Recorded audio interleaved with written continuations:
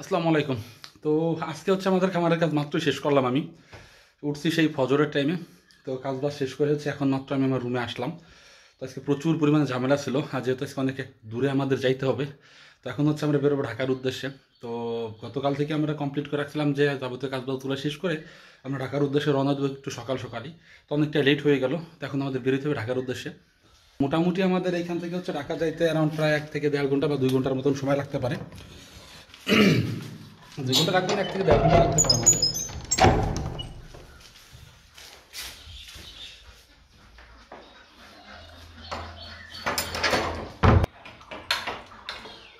তো আমাদের মোটামুটি গেট লাগানো শেষ। এখন বেরোয় পড়ি। আজকে হচ্ছে আমার সাথে যাবে হচ্ছে ভাই। আমি সবসময় অলওয়েজ তার ভিডিও কপি করি, আপনারা বলেন আজকে সেই যাচ্ছে আমার সাথে। আর দুই ভাই হচ্ছে আজকে আমরা যাবো ঢাকা পর্যন্ত।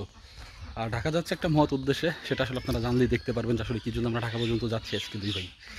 তো আমাদের এখান থেকে হচ্ছে ঢাকা বেশ খানিকটাই দূর, অ্যারাউন্ড প্রায় 70 থেকে 75 কিলোমিটার দূর আমাদের বাসা থেকে ঢাকা পর্যন্ত। তো এতটা পথ আমাদের আজকে জার্নি করে যাইতে হবে। আর যেহেতু অনেকটা দূরে আমরা যাচ্ছি, আজকে হচ্ছে আমরা বাইকটা নিব না। দুই ভাই হচ্ছে একসাথে আমরা বাসা থেকে বেরিয়ে পড়বো খুব দ্রুত। আর ঢাকাতে আমরা যে উদ্দেশ্যে যাচ্ছি আসলে সেটা আসলে এরকম বলার মতন তেমন কোনো উদ্দেশ্য না। হঠাৎ করে হচ্ছে আমাদের মনে পড়লো দুই ভাই যে আমাদের একটা ঢাকা যেতে হবে, তো ঢাকা বেরোই পড়ি। তো এই জন্য হচ্ছে আমরা বেরিয়ে পড়লাম। তো আমরা মাঝে মাঝে এই জিনিসটা করি। হ্যাঁ, কোথাও যদি যাওয়ার কোনো প্রয়োজন হয় তো ভাই আমাকে ফোন দেয়, চলে যায় একসাথে, দেখা গেছে আমরা জায়গাটায় ঘুরে ফিরে চলে আসি। এরকম আমাদের ম্যাক্সিমাম টাইমই হয়। এছাড়াও যদি আমি কোথাও যাইতে চাই সেই ক্ষেত্রে হচ্ছে আমি ভাইকে যদি ফোন দিয়ে বলি যে ভাই অমুক জায়গা আমাদের যাইতে হবে, এত ভাই হচ্ছে আগে থেকে গোছগাছ হয়ে থাকে আমাদের সাথে যাওয়ার জন্য। তো এই জিনিসটা আমরা ম্যাক্সিমাম টাইমই করি। তো আজকে হচ্ছে আমরা যেহেতু ঢাকা চলে যাচ্ছি, দুই ভাই একসাথে হচ্ছে ঢাকা যাবো আজকে। আজকে হচ্ছে সারাদিন দুই ভাই একসাথেই থাকবো। আর ঢাকাতে হচ্ছে আমাদের যে কাজবাজগুলো আছে সেগুলো আমরা কমপ্লিট করে হচ্ছে বেরোতে বেরোতে অ্যারাউন্ড আমাদের প্রায় সন্ধ্যা হয়ে যাবে আজকে। তো দেখা যাক আমরা কতটুকু টাইমের মধ্যে ঢাকা আজকে যাইতে পারি আর কখন আমরা ফিরতে পারি। আর যেহেতু হচ্ছে আমরা একজন খামারি, তো আমাদের কোথাও যাই এভাবে হচ্ছে থাকার কোনো স্কোপই নাই। আমরা যেখানে যাই না কেন আমাদের দ্রুত এখান থেকে চলে আসতে হয়। তো দেখতে দেখতে আমরা চলে আসতে হচ্ছে মুকসেদপুরে। তো মুকসেদপুর থেকে হচ্ছে আমাদের বাসে উঠতে হবে। তো যেহেতু আমরা খুব ভোরে আমরা বেরোইছি, এই জন্য হচ্ছে আমরা সকালের নাস্তার হচ্ছে এখান থেকে আমরা আগে সেরে নিব। তো সকালের নাস্তাটা কমপ্লিট করার পরে হচ্ছে আমরা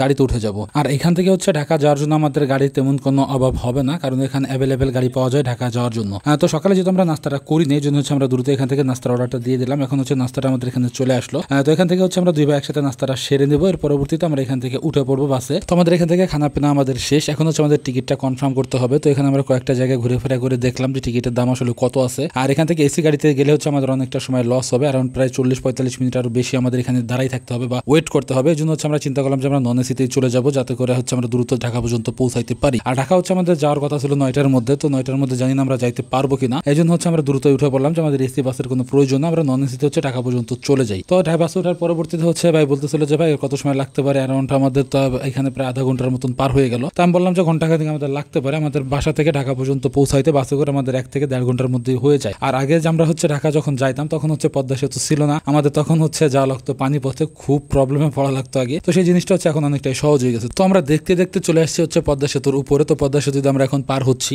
আর বিশেষ সময় আমাদের এখান থেকে লাগবে না ঢাকা পর্যন্ত পৌঁছাইতে। তো ঢাকা যাওয়ার পরবর্তীতে হচ্ছে আমরা ওইখান থেকে আমাদের জায়গার মতো যার জন্য হয় আমরা উবার নেবো, নাহলে আমরা একটা সিএনজি নিয়ে আনার চেষ্টা করবো। তো আমরা চলে আসলাম হচ্ছে ঢাকার ভিতরে। তো এখানে আসার পরবর্তীতে হচ্ছে আমাদের এখান থেকে সিএনজি নিতে হবে। আর এখান যে সিএনজি গুলো ছিল ওই সিএনজি গুলো আসলে অ্যাকচুয়ালি আমাদের চিনতে ছিল না নিয়ে যাওয়ার জন্য যে জায়গাটা আমরা যাইতে চাচ্ছি। আমরা আজকে একটা হসপিটালে যাবো, তো সেই বিষয়টা হচ্ছে সিএনজালারা চিনতে ছিল না। তবে একজন সিএনজালা বললো যে ভাই আমি যাবো, তবে ভাড়াটা একটু বেশি। হ্যাঁ, ভাইকে বললাম যে ভাড়া তো বেশি হয়ে যেতেছে, কি করা যায়। পরে ভাই বলে যে ভাই সমস্যা নাই, আপনি চিনে আমাদের তো নিয়ে যেতে পারবেন, যদি চিনে নিয়ে যেতে পারেন তাহলে আমাদের কোনো প্রবলেম নাই। আর যেহেতু হচ্ছে আমরা ওই জায়গাটা আগে পরে তেমন একটা যাইনি বা আমাদের ওখানে যাওয়াটা হয় না এইভাবে, এই জন্য হচ্ছে আমরা সিএনজালার উপরে ডিপেন্ড করে আমরা উঠে বসে পড়লাম সিএনজিতে সেই জায়গাটায় যাওয়ার জন্য। তো আজকে হচ্ছে আমরা যাচ্ছি একটা হসপিটালে। তো হসপিটালে হচ্ছে আমাদের একটু জরুরি কাজের জন্য আমাদের যাওয়া লাগতেছে। তো এই জন্যই হচ্ছে আমরা ওইভাবে চিনতেছিলাম না, যেহেতু ওই জন্য হচ্ছে ওনার উপরে ডিপেন্ড করেছে আমরা হসপিটালের উদ্দেশ্যে রওনা দিয়ে পড়লাম। তো আমাদের ভিতরে হচ্ছে হসপিটালের ভিতরে আমরা তেমন কোনো ভিডিও টিডিও করি নাই। আমরা যে কাজের জন্য আসছি আসলে ওই জিনিসটা আমরা আপনাদের এইভাবে বলতে চাচ্ছি না। তো এই জন্যই হচ্ছে আমরা ভিতর থেকে বেরিয়ে আসলাম। বেরিয়ে আসার পরবর্তীতে হচ্ছে ভাইকে দিচ্ছিলাম আমার হাতে ব্যান্ডেজটা করার জন্য, যেহেতু হচ্ছে হাতে আমার একটা তুলা দিয়ে রাখছিল ওনারা এখান থেকে। তো এখানে হচ্ছে ভাই ব্যান্ডেজটা খুব সুন্দর হচ্ছে আমার এখানে করে দিতেছিল,